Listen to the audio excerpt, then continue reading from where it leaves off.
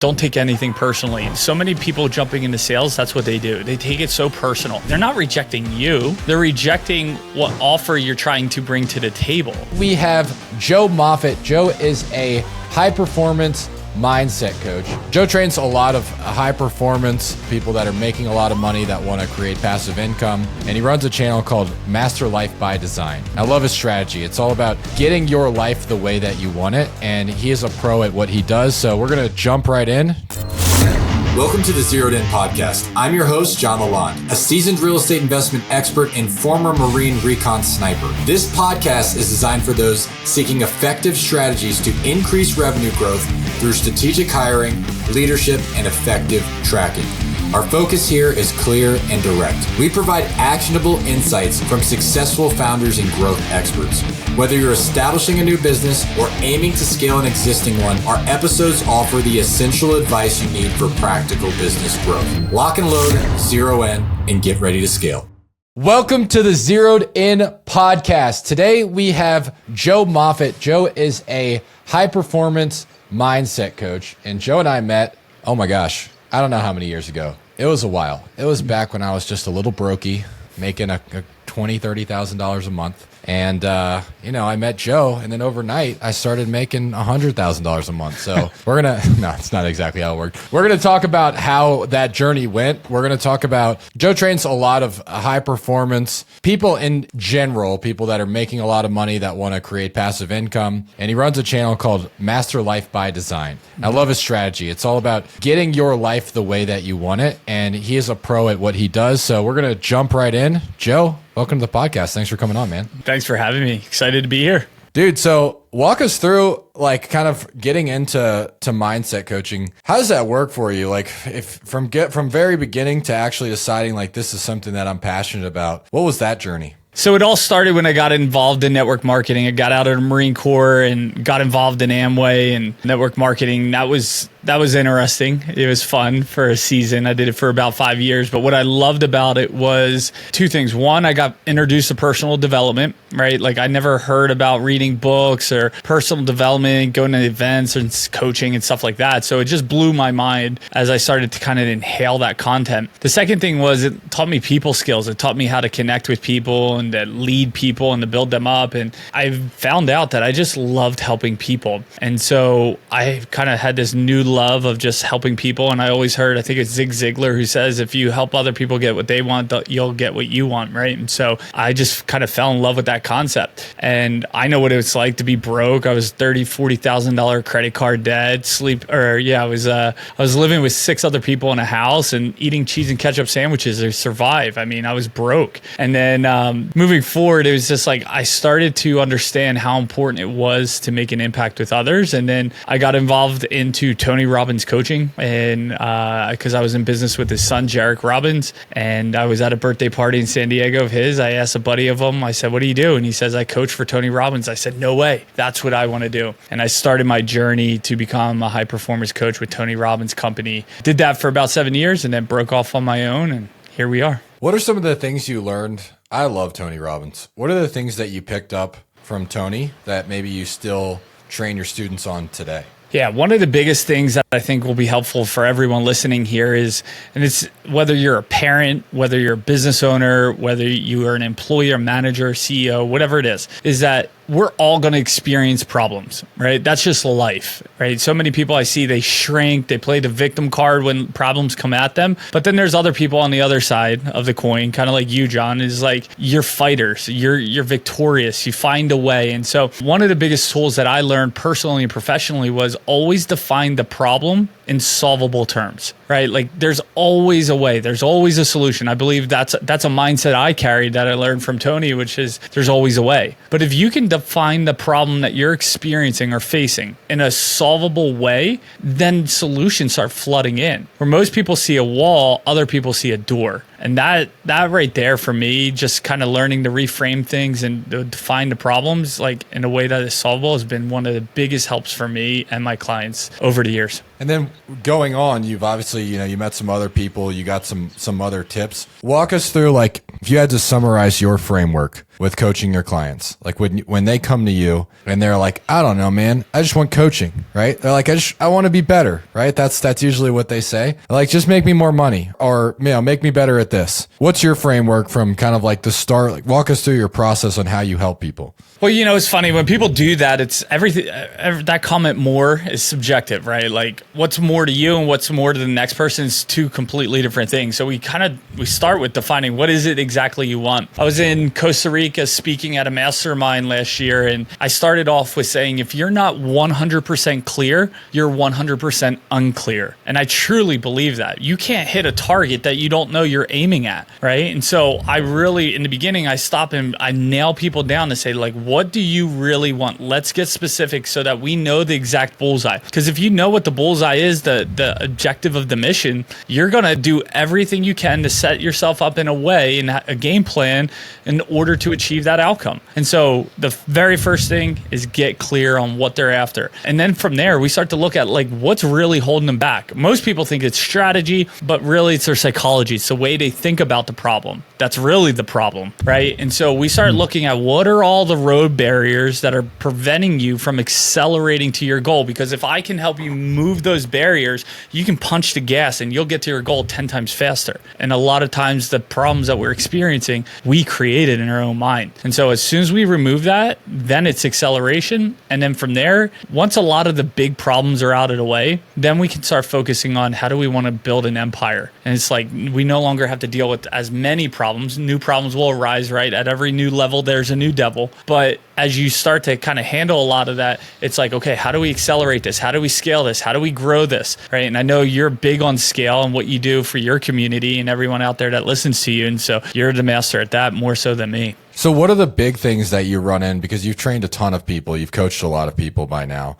I'm sure there's some commonalities. You're like, oh my gosh, this guy said this. I've ran into this before. What are some of the common ones that people run into that they might not even be aware of that is a problem with their own mindset? Man, after doing 35,000 or more calls over the last decade, a couple big ones I will say is, number one, if you're an entrepreneur or even a manager, one of the biggest things is they're afraid to delegate or leverage. They hold limiting beliefs that say no one can do it as good as I can, or they might screw it up and I'll have to start all over. It's going to cost me money or whatever it might be, but it's along that vein. And so people hold this death grip of where they are instead of letting go, right? It's like they're holding on to the railing of the harbor and they're never setting sail to sail the, open seas to see like what life has to offer them. And so it's as soon as you can help them break free from that, it's like all of a sudden the person that they brought on is 10 times better than what they're doing. They're scaling faster. They have more time, more freedom. They're making more money. And so when you can help people break free of that, it's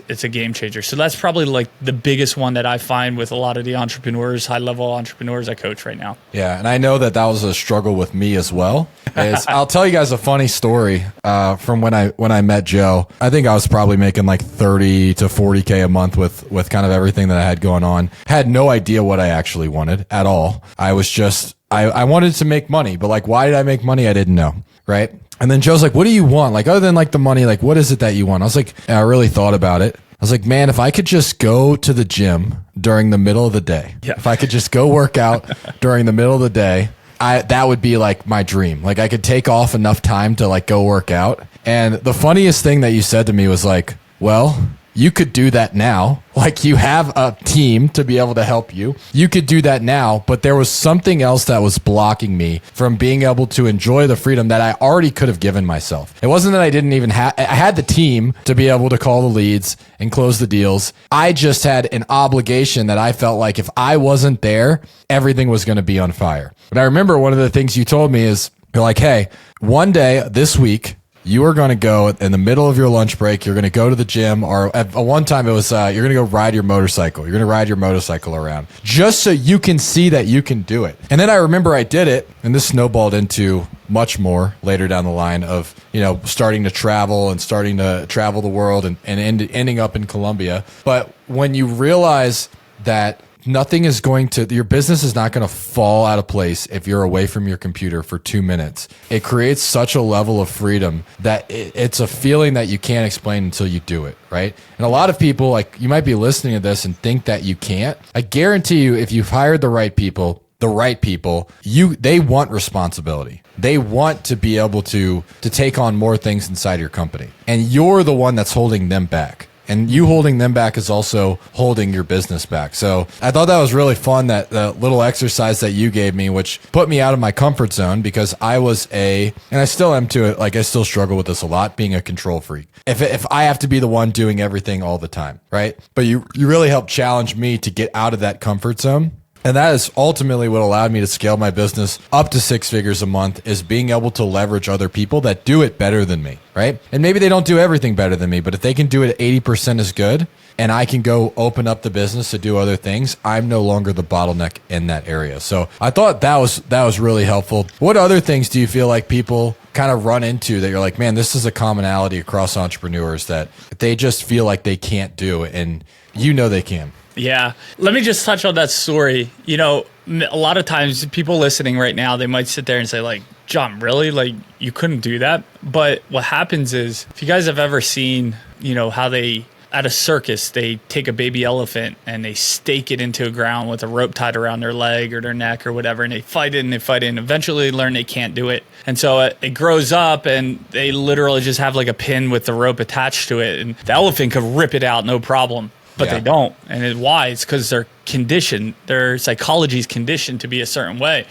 So you might sit there and say, yeah, that's silly of the elephant, or that's silly of John. But, in some way, John in that moment programmed himself up to that point. And it's not a bad thing. But as soon as we were able to start shifting some things for him, and then push with accountability, because sometimes you just need someone to push you, right? Like push you past your comfort zone, team up with you, lock arms and say, go, right? And so, because we'll do more for others than we will for ourselves. And then you got to experience the freedom. And if you're listening to this and you're like, yeah, I kind of relate to what John experienced, and you need to get pushed. You need someone to push you. And when you do, and you have that experience, it's so freeing. It's so liberating. It's like, you're not proud of what you're doing. You're proud of who you're becoming in that process. And that outweighs the money and the time freedom, the location freedom. Who you become is way more important. So to piggyback off of what you said, like, what's another thing is, I was just working with a client yesterday, and a lot of what happens for a lot of high performing entrepreneurs is they're all performance based. Their whole life is a performance. They got to show that they make the most money, that they're the best out there, that they're the strongest, the best looking, have the nicest things. It's all out of a spirit of performance. And when you see that, what happens is, at least for me, I see what's going on for people, but I actually know what's going on underneath of it. And if we track that all the way to the root, and what it usually is, it's conditioning from usually when they're younger. And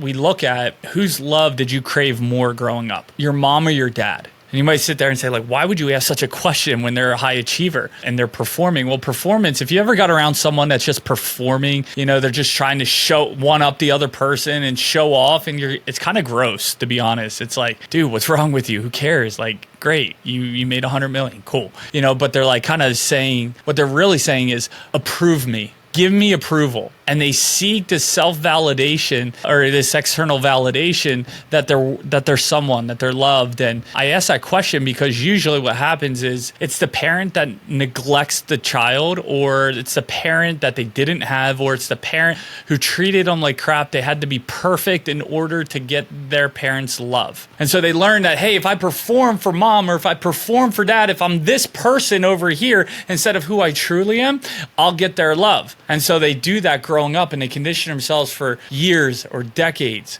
And then I even see people I've coached in their 60s, and they're still doing it, and their parents have been dead for 20 years. And it's because they're conditioned that way from such a young age. So when I see people kind of showing off or trying to show each other up, and it's kind of gross to me, but I know why. It's at some point they didn't get the love and the self-validation. And sorry for going so deep here, but they didn't get the validation. So they're always going to have this life of, let me prove to the world that I'm amazing, and then they'll validate me, and therefore I'll feel loved then. Instead of just saying, hey, who you are, who God's created you to be is already enough, and that you are loved regardless. You don't have to wear a mask. You can just be you. And I'll promise you, when you achieve success just being you, people will love you even more than if you're trying to show off and be someone you're not. So anyway, that's a deeper one. Hope that helps. I love that.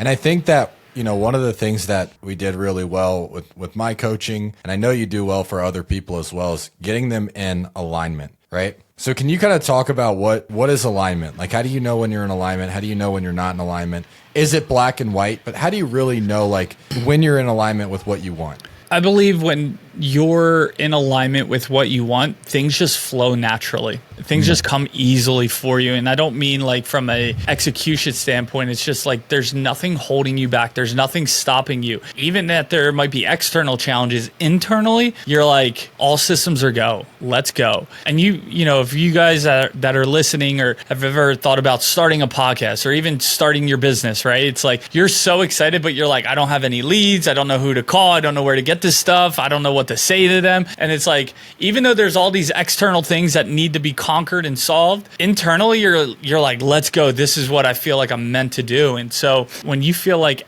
all systems are go, I feel like that's when you know you're in alignment with what you're doing. And honestly, if time passes and you don't even think about it, like you don't even think about time, and the next thing you know, it's like 4 hours later. I mean, I think you're doing what you're called to be doing. You're in the right lane of what you're supposed to be doing. So yeah. And I think when you're looking for coaching, what I feel like you can categorize people into basically two different avatars. You've got the guys that are struggling, like they need like motivation, right? Oh, I didn't call my 100, like I have 100 leads and I didn't call them. They're struggling to get started. And then you've got the guys who they don't struggle to get started at all, but they get in their own way. Right. And I know, like, for me, I've never been someone, you might listen to this, you're like, dude, I don't need a mindset coach. Like if someone tells me to do something, I can just do it. Or if I know I need to call my leads, I'm going to call my leads. Or if I need to start my landing page, I'm going to start my landing page. Right? That's not all mindset coaching is. If you need motivation, there's probably a deeper problem that you don't even know really why you're doing what you want to do. Right? If you're like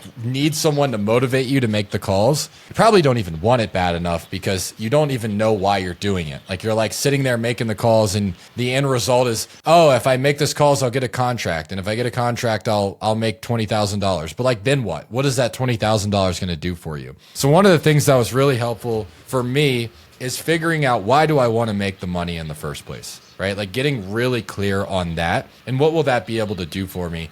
And then not only that, but how do I want to make the money? Because like, let's be real here. Like we're not going to go sell our bodies on the streets, right? There's some things you're not going to do for money, right? And like, that's an extreme example, but maybe you won't, sit in spreadsheets all day for money. Like know how you want to make the money and then why you want to make the money. And when you figure out the why and then you figure out the how, things start flowing smoother, like Joe was saying. Like they just feel like they're coming easier, but it's still the same problems. You're still experiencing the same problems. It's just you've got an excitement level. You want to get up and you want to tackle them. You know what you're after. And then when you're sitting there making the dials, it's not, I'm going to make the dials so I can get a contract. It's, I'm going to make the dials because if I can get to 20,000, I can hire an acquisitions manager. And then from there, I can start taking vacations with my family. And I can create memories for my kids that they're going to have for a lifetime.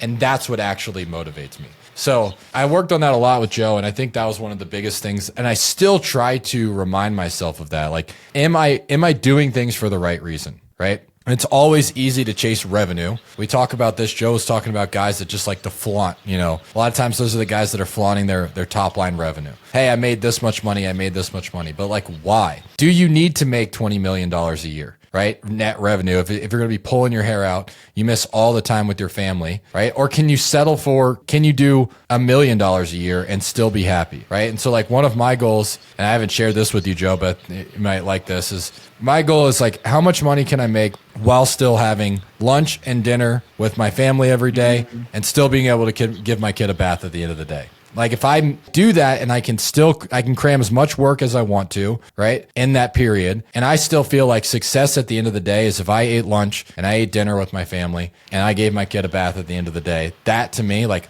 that's success. If I could make more money, sure, I could work for 15 hours a day and, sometimes maybe you have to, but I know that if I start missing those things, I'm out of alignment because how I'm doing it isn't in alignment with what I actually want. So have you ran into any other scenarios like that where you're like, man, I've been able to help this person solve this problem and it unleashed something great for them? Because I know it did for me. Man, I can go on for hours on this and just rant for what you just said there. Look, most people don't know their vertical alignment. What's truly important to them, their core values is something that most people they're not aware of. And so getting clear on that really helps. And your core values actually come from your core beliefs, what you truly believe at your core. And we start making decisions based on that. My whole philosophy, Master Life by Design, is about consciously creating the life that you want. Not what the guy down the street says, not the guy on Instagram or the people commenting on your Instagram. None of that stuff. It doesn't really matter. It's what do you want? Is that in your vertical alignment? For me, it's God, family, business. Sometimes they get mixed up and rearranged, and I got to get back into alignment with that. But it's about creating life the way you want. And John, you've done that. And so many people that are looking to you to be able to do that for them or for themselves. But it's like, what is the life that you want? And most people, they'll go, oh, I want, a nice house, a car, money, I don't have to work. But that's all general. Again, you're not 100%, clear on what you want. So when you're clear, like, hey, this is the life I want. Like, I literally want this. I take people through an exercise called their ideal day. And they like, what would that ideal day look like? Every day you were doing this outside of traveling for trips. And once you're clear on that, then we start saying, okay, well, what is that amount of money that you need? I take people through this process called the 4S pyramid. It's a 4 different financial levels, right? And so you can do it active or passive. But I help people get 100% clear on what is my survival number? What is my stabilization number where it's like I can maintain the current lifestyle I have? What is the successful level? And then what is the level that makes me feel so significant? I remember doing that exercise, I think it was over 10 years ago. And I was like, if I think of my survival was $2,000 a month, and I was living in San Diego, right? That goes back to when I was living with 6 people. But I remember writing significant, to feel totally significant, to do the things I want to do and have the things I wanted to have. I would need about $25,000 a month. And now I'm like, man, it costs more than that to run my household, Yeah. And so as you graduate in life, like, things will change, but most people aren't clear on the life they want. Go get clear on that. Go write out what's the number. Like, you want a second home? Great. How much would that mortgage be? You want a new car? How much would the payment be? Total everything up and say, okay, look, it would cost me $23,963 a month to live this lifestyle, the next level of lifestyle I want. And then set your targets for that. If you don't know, you're just going to try and make as much money as you can. You'll neglect your friends, your family, and your health and your personal hobbies, which I think are important. There's this harmony between work life, right? I don't like balance. It's boring. But once you are clear on that, then you have a purpose. If I told someone, hey, you got to go make $1 million this year, right? What's the probability or the percentage that you think you could achieve that? Some people might be like 5%, 10%. But if I said, hey, if you don't make $1 million this year, everyone you love and care about, they're dead. It's like, what's the probability you're going to make $1 million? And they're like, 100%. Why? It's because now you have a purpose. Most people aren't clear on their purpose and what they want, the lifestyle they want, and get in alignment with their core values and their belief systems to put all of that in together. And that's when things start flowing. That's when things become natural. And all of a sudden, it's like when problems arise, you're just like, this is no big deal. And next thing you know, you hit your goal and you're on John's podcast. So. Do you feel like a lot of people, though, like they get into they get in alignment with their goals and then they hit a bump and they're like, wait a second, like what's going on? Am I out of alignment? Like, how do you handle that? Because obviously, like we spoke about, people are still going to run into problems, right? Just because you're in alignment, like I really hate this idea that like, oh, there's all these like, I don't know what to call them, like snowflakey people that are like, if you just meditate and manifest, then there's never going to be any problems and any flow. And like, don't get me wrong, like there's definitely something behind getting in alignment, meditating, focusing on your goals and all of that. But the problem with most of those people is they run into issues and then they think there's something wrong. And when you have more things going on, you're also going to have more problems. You're going to have bigger problems. So how do you coach people through that they have to experience a whole new level of problems? Yeah. Well, in the beginning, for a lot of people, it's like they know they're stepping into a boxing ring, and then the first time they get punched, they're shocked. It's like, what did you expect? You're going into a ring to get hit. When you're in business, especially sales or cold calling, you're going to get punched in the mouth, right? And so number one, you got to expect that. You got to know that that's coming. And then, as you were saying, your purpose is huge behind that. But when you jump into the game, and whatever it is for everyone that's listening here. But the biggest thing is you got to figure out, like, what are the things that I know I'm going to experience? You got to anticipate it, right? Like if you're walking down a dark alley in the middle of the night, guess you got to anticipate? Someone might be back there, right? You got to anticipate what challenges may come your way so you can be prepared for them before they show up. You know, John, when we went to Iraq, like we didn't just say, hey, let's just get dropped off and see what's up. No, we had a mission. We had an objective that we needed to conquer. We knew what to expect ahead of time. And when those situations arose, we knew exactly what to do. Most people show up to the game of business unprepared for what can come their way. I had a client that was working with me. He was probably, I think it was like, we were working together for like 8 years. Young kid, started when he was 18. By 21, he was making like $5,000 a month, got him to $10,000 a month a couple months later. And then by the time he was 21, he got in some great unique partnerships and he was making like $300,000 a month passively.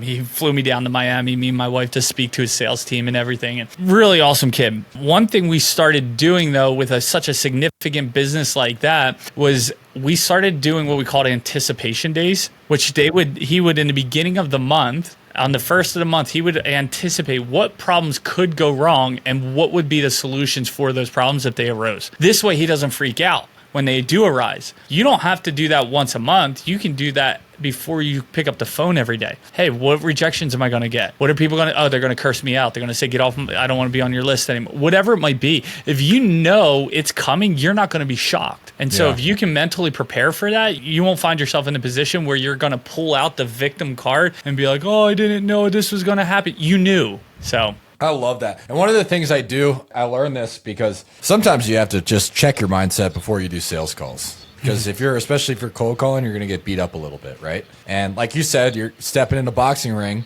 And it's funny, you're right. Some people just are like, oh my God, I'm surprised that I got punched in the face. Yeah, you just got into a boxing ring. That happens, right? And so one of the things that I like to do is gamify it. I know, like, I'm going to go into every call. If I'm going to do a cold call, I'm going to expect I'm not interested, right? Now I've planned, and I love the military phrase, failing to plan is planning to fail. It's like one of my favorite phrases from the military. So now I've planned that that's going to happen. I plan that I'm going to get that objection. So when it comes, you're right. I'm just ready for it. I'm not shocked. It doesn't rattle me. And then I make it a game. Can I overcome this? Can I keep overcoming this? And that alone just allows me to make it a practice and have fun with it instead of, oh my God, if I don't do this, I'm worthless, right? Yeah. If you ever read the book, 4 Agreements, it says, don't take anything personally. So many people jumping into sales, that's what they do. They take it so personal. And one of the things that's low-hanging fruit for coaching is just really, they're not rejecting you. They're rejecting what offer you're trying to bring to the table, right? Yeah. I bet you, if you said, hey, I got $1 million I want to give you, most people would say yes. So it's not about you, it's about the offer. So many people say it's about me and what I say or don't say. And it's like, yeah, there are some tactical things, some scripts to follow and some processes around that make things a lot smoother. But the real hold up is what's going on up here and what makes you so nervous, which when it comes out, your tonality, your voice flexion, that's 38% of communication, right? Yeah. That starts to have the other person on the other end of that phone be like, is this guy even, who is he? Like, he doesn't have any confidence. I'm not even going to listen to him or woman. But anyway, one of my coaches, somebody asked him a question like, how do you deal with like sales slumps when you've made 10 sales calls, you don't have a single closing? He's like, man, honestly, I just know that the only thing I can do is follow my process. As long as I follow my process over a consistent enough period, maybe I go 0 for 10. And then the next week I go 5 for 10, right? And it all evens out. I get my 20%. And one of the things that I learned from him, his name's Matt Ryder, and he owns Sales Sniper. He does like a bunch of stuff now, is not to attach your self-worth to the outcome of the call, right? Go in there, detached from the outcome, and they'll feel it too. Because if you're like, I recall this one conversation, this guy was trying to sell me something. At the end, I was like, I just don't want this. And it was like sad puppy all of a sudden. Like I just ruined his day. It was like, I could just tell this guy was going to have a bad day for the rest of the day. He's like, his tonality dropped, his face dropped. And I remember I did that same thing. I was like, if I close a sales call, I am the shit. If I don't close a sales call, I suck. right? And so what I've learned to do is just completely detach. The only thing I can do is follow my process. And if I do that, I analyze my process, obviously, to make sure that I'm making improvements as I go. But if I don't close the sale, it's not because I, John Lallande, am a terrible person. It just wasn't right. Right? Maybe I have an opportunity to get better, but it wasn't right. And I followed my process, and that's all I can do. And that's one of the biggest things that I see with my reps that I hire is they get beat up when they don't close the sale, or they get so worried about what if the seller says this? What if the seller says that? It's like at the end of the day,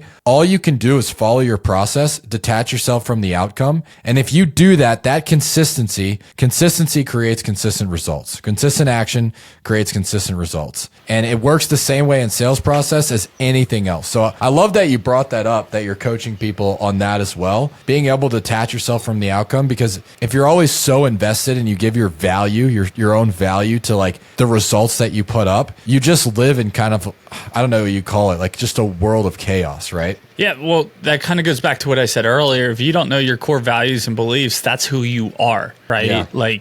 Otherwise, what happens is people get their image based on external, which is a title, amount of money, a victory, a loss, and you're going to be an emotional roller coaster in life, or what you're doing, especially in sales. And so, it's like as a sales rep or someone that's picking up the phone, you got to remember it's about your system and process. Look, McDonald's has an incredible system. If I stick a 10-year-old kid and train them on that process, they're going to do it. They might sit there and be like, I made the best burger ever. It's not you. It's the system. So rep that's listening to this, the person that's jumping on the phone, if you're getting your image from whether you close or not, even if you close the deal, it's not really you. It's the system that you're operating within that's actually excellent and not you. But most people are like, hey, look at me. And I see it all the time with people, right? They get their self-worth from the amount of money that they have or lack thereof. And it's like, man, here's the thing. I made a reel about this, but if everyone that's listening made all the money that they wanted,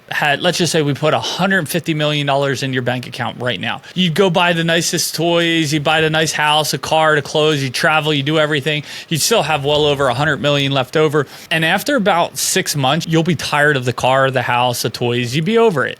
Just like everything else in life, you were so excited about in the beginning. And then you're going to sit back and say, like, what's really most important? And what you're going to find is it's the relationships of those around you. I was just outside talking to my neighbor, and we were just kind of having this conversation. We're like, man, it's the little things in life, just sitting around with your buddies, having a laugh, sitting around with other couples and watching the kids play, together. Like, that's what life's about. Money, unfortunately, is part of our life right now in the Western world. We need it to survive, but go handle money so that you can see it's not important. Stop getting your self-image from that, because I'll tell you, when you have no money, who's left around you? That's your true riches. So anyway. Hormozy puts it really well. He says, I'll teach you how to get so rich that you realize that it's not the money that's worth it in the first place, right? He's like, but I can't tell you that. You're going to have to find that out yourself. Like, you make all the money and then you realize, like, okay, there's more to it. Right. Yeah. And you experience that. I mean, I don't know. Everybody's threshold is probably a little bit different. For me, it's like after the $30K a month and doing something you like, it's like the incremental changes don't get that much better. Now, I'm not at the point of flying private jets, right? And I'm sure that's the next level, right? There's the private jet flyers and the guys that are, I don't know what else, yachts, whatever they do. Yep. And like for you, maybe that's your thing. Like, maybe you want to do that. Maybe you want to do jets, but getting in alignment with what you want, how you want to do it, those are the big ones. And so let's kind of talk about that, man. Let's say someone's starting from zero. All right, let's say I reach out to you. I'm like, Joe, I'm working a job. I make $60,000 a year. I don't like it. Like, I don't like what I'm doing. And I know I want something else, but I don't know what I want, right? Walk me through kind of your framework. It's like from the perfect day all the way from the 4 S's. How do we build it out? Yeah. So first is having them get really clear. We talked about all that. We would help them get clear. Well, what do you want? Oh, I don't know. Well, then here's the thing.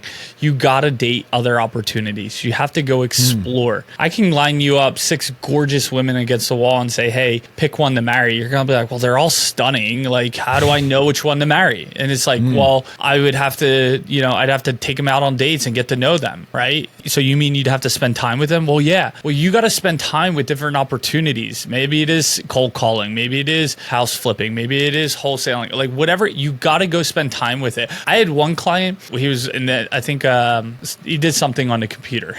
So we made a list of everything that he possibly would want and like a career change. And one of the biggest ones was being a firefighter. So he went and volunteered one day a week and actually stayed overnight at the firehouse learning. And guess what happened? After about 6 months, guess what he said? He said, I didn't like it. Yeah. Not right? Like, imagine he would have quit his job, went to school, went in debt, paramedic, all this, spent tens of thousands of dollars, got in a firehouse and wasted years and be like, I don't like this. It's like, are you kidding me? We just saved him years and tens of thousands of dollars. So anyway, we would have you date. Interview people, talk to people. You got to get around people and ask, like, what are the rewards of being in this industry? What are the challenges of being in this industry? Because a lot of people want to make a lot of money, but the challenge is you're going to be getting rejected, 100 times a day. Well, can you handle that? Are you built for that? Yeah. Right. And so once we can help people discover kind of what their lane is, where they feel like their next path is supposed to be, we get clear on the numbers of finances and what that looks like. We look at their entire, health around their financial portfolio, or in my case, when I first started, lack thereof. And we literally have to put a game plan together on that. Now, here's the thing. A lot of times, the biggest challenge for a lot of these people is they're stuck in a scarcity mindset. They never allow themselves. They always say, well, what if this happens? And for every statement we make, there's always a dichotomy of that. So when they're like, well, what if it doesn't work out? And I'm like, well, what if it does? Why are we neglecting the infinite possibility of what could happen for the greater good? Because look, speaking of Alex Hormozi, he said it's so good. You only need to go through the process one time to get rich, and then you can be rich forever, as long as you steward it well.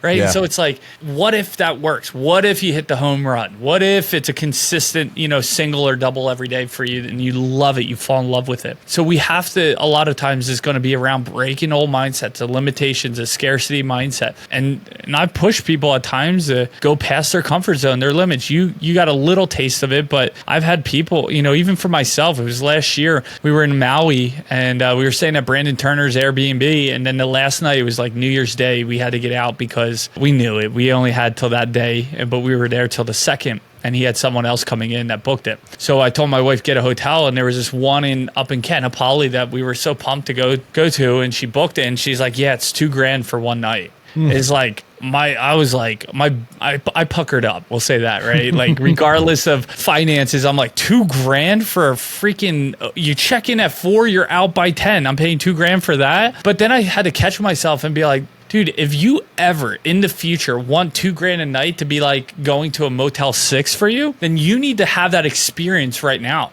And so from that moment forward, it was a mindset shift for me. And I was like, I was pumped to spend $2,000 because now what happened, it mentally stretched me. And what it does for others, it mentally stretches you. It's like a rubber band. Once you stretch it, it can never go back to its original form. And so you're now like, oh, I spent $2,000 for a hotel. Or maybe it's a mastermind. Maybe you're looking to join a program or a mastermind. You're like, man, I never spent $10,000 or $15,000 on something like this before. Well, go do it so that you can grow and step into that abundance mindset. Money comes and goes. Time doesn't, right? What if it works? What if you learn everything? What if John's system helps you make $50,000 a month? Then what? So anyway, there's so much we can dive into, but that's kind of like the basics, I'll say. And then once they get clear on what they want to do, right? They get clear on their perfect day. I love how you broke that out. Like, let's look at from the time, I think we did an exercise, you wake up, what do you do, right? It's like, okay, drink my coffee, read a book, grab my son, whatever it is, right? That's your morning. Then what? Okay, well, then I'd probably, like, even if I have all the money in the world, like, for me, I don't care what I'm, like, how much money I have, I need to work. Like, I need to do something, and for, like, I need to have something that is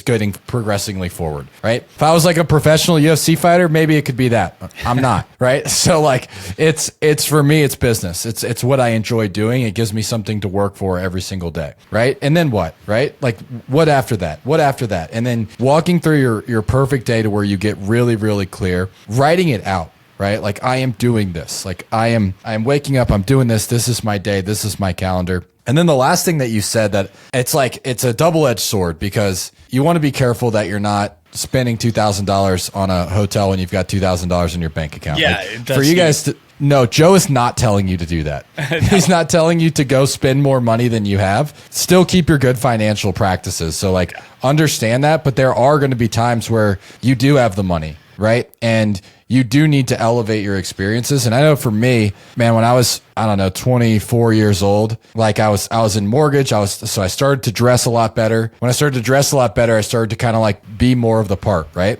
And then I was always like, I was so frugal in the Marine Corps. I drove like a 2005 F-150 that I bought for cash from some, Mexican guy in Tijuana.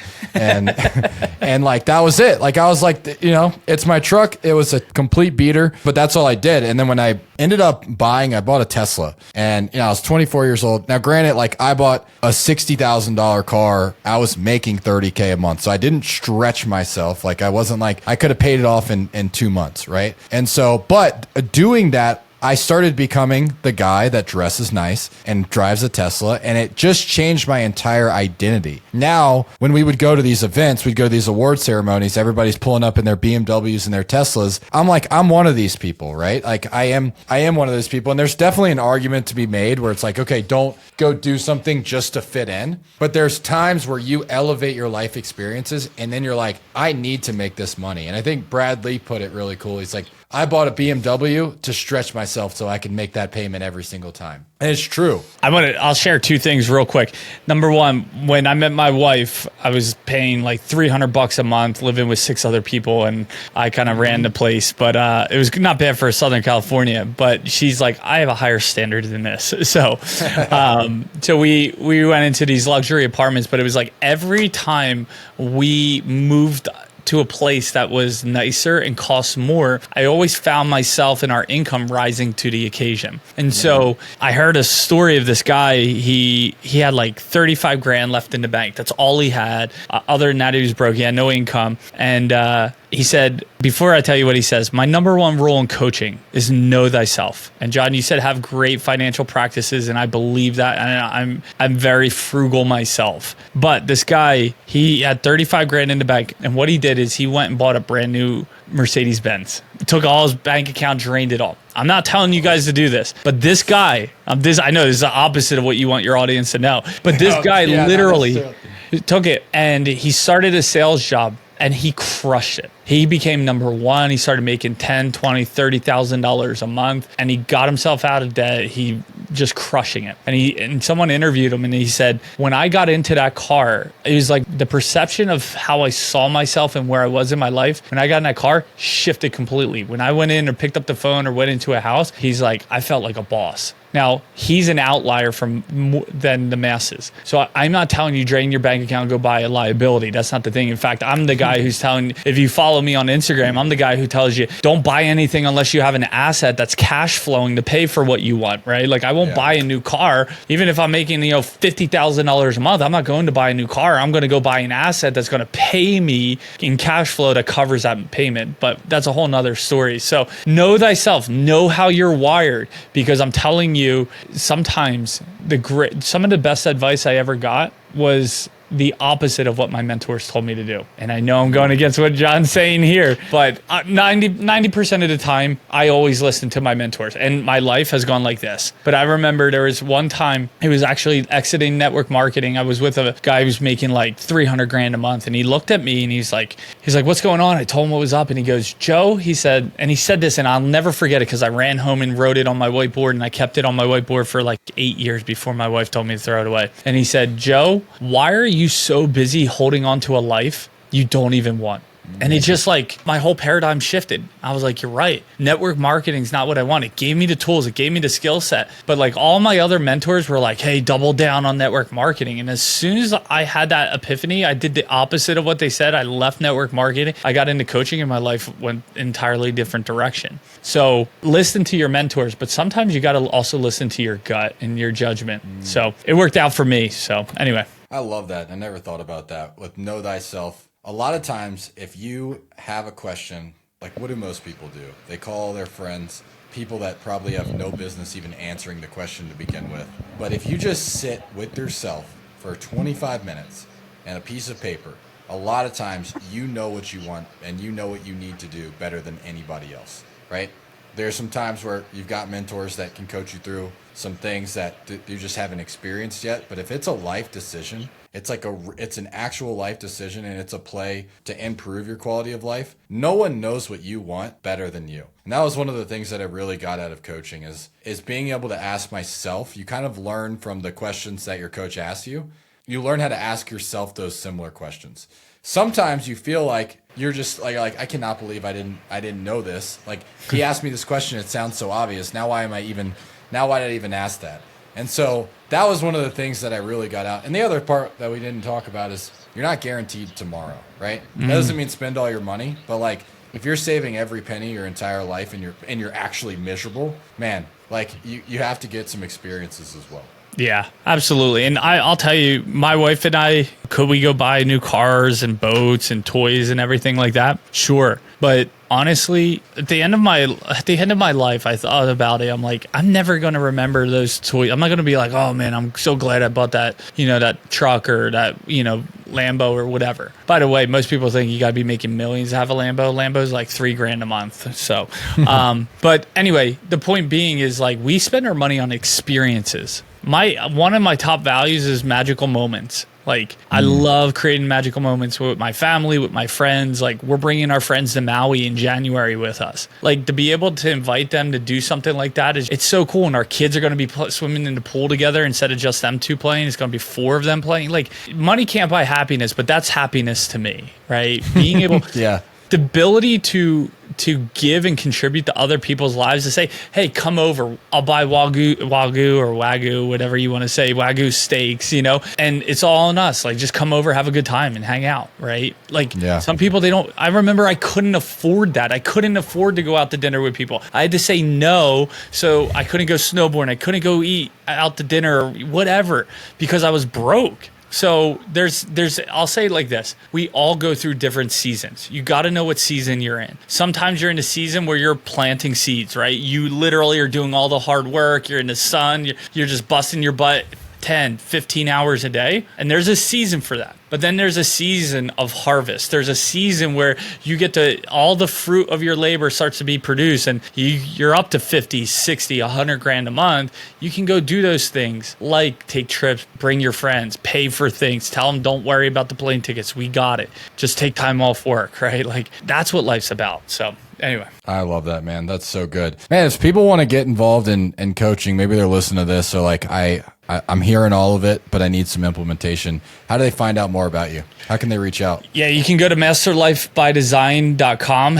and you can shoot us an email there, or you can go on Instagram and that's at the Joe Moffett and just shoot me a message. Let me know that you heard us on the podcast here, and we'll have you fill out a form and we'll get on the phone, see if it's a fit, and we'll go from there. And when you say, I'm just curious, this is more for like anyone listening, but I'm curious as well. How do they know that they're going to be a fit? Like who are you typically working with? Are you working with anyone from like single moms trying to lose weight all the way up to like 100 millionaires, or do you have a specific avatar? Who's the right person for this? Yeah. So the challenge that me and my wife have is we came from the Tony Robbins world where we would coach people from being a foreign exchange student to someone worth $500 million and everyone in between. But our target audience is really those that are looking to create financial freedom. They're a high performer. They're not afraid to do the work, but they just feel like they're stuck, right? Like they're willing to do things, but it just feels like they're spinning with no traction. And so we like to come in and be the weight that kind of gives you traction so you can be off to the races. A lot of times what happens for a lot of people on their path to financial freedom is they're on the wrong road. Right? Like if you're a Ferrari, but you're on the terrain of a mountainside, like you're not going to perform as great. We got to get you on the right track, in the right lane for you to be able to just take right off. So many people, they're just in the wrong lane, and you know it because you're fed up, you're tired of what you're doing, you're getting burnt out, you're just like you're at your wit's end. And so we really help partner with you to figure out what is that, and then set up that game plan to get you there. I'll tell you this, and John, you know this, but for everyone listening, financial freedom is not as hard as you think. You don't have to be making millions. You just need more passive income coming in than you do active income, or your bills, and you're financially free. Or passionate income. Like I love how Brian passionate Lubin puts income. it. Like if you're just, it doesn't always have to be passive, right? A lot of people, just go after passive income. But if you can love what you're doing and you can make passion income, maybe you like to knit, you start a knitting community, you make $20,000 a month. There are people doing that right now, right? Yeah. Like, and they're happy, right? So it doesn't always have to be the passive that you're chasing. Yeah. And I will say this, if you look at some of these people who have like Warren Buffett or Elon Musk, like you're like, why are they working? They have all the money in the world. It's not because they want money. It's because they're excellent at what they do and they love it. And I believe when God's given you a gift like that, it's a shame to say, I'm going to retire. Like, I will always coach people. Maybe I won't charge them. Maybe I'll charge more. I don't know, but I will always do it because I love helping people. I'll always do real estate because I love buying assets. And so if you love what you do, it doesn't matter if it's active or passive, right? So, and you'll probably make more money. The more passionate you are about what you do, you'll probably be excellent at it and you'll make more. So that's a fact. I love it. Guys, we're going to drop his Instagram, his YouTube channel, Master Life by Design, and the website in the show notes for you guys to reach out to him. Go show him some love. Joe, this is incredible, man. I really appreciate you hopping on. I appreciate you having me, man. All right. This is the Zeroed In Podcast. We are signing off.